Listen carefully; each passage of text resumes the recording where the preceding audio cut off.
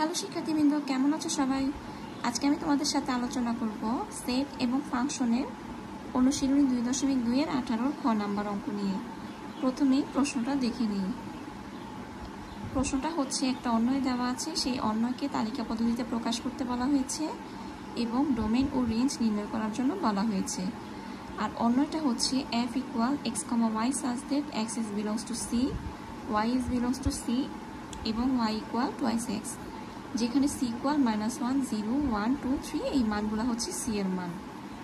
তো সমাধান দিয়ে আমি ফার্স্টে দেওয়া আছে দিয়ে অন্যটা লিখব এবং c এর মানগুলো লিখব। এবার আমার f এ বর্ণিত শর্ত, অর্থাৎ এই যে f এ বর্ণিত শর্তটা আমি লিখব। বর্ণিত শর্ত হচ্ছে y = twice x। এখন প্রত্যেক x is belongs to c এর জন্য y = twice x এর মান নির্ণয় করি। অর্থাৎ x এর মান বিভিন্ন মান বসালে আমি y এর মানগুলো পাবো।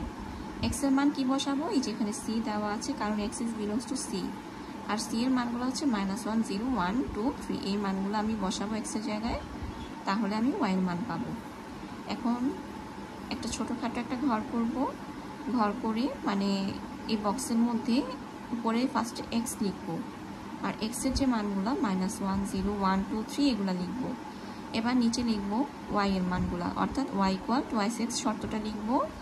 এবার x এর বিভিন্ন মান, যেমন x এর মান যখন -1 হবে তখন y এর মান কত হবে? x এর মান যখন -1 হয়, এই যে এখানে যদি -1 বসাই, 2 × -1 হবে হচ্ছে আমার -2, এই হচ্ছে আমার -2।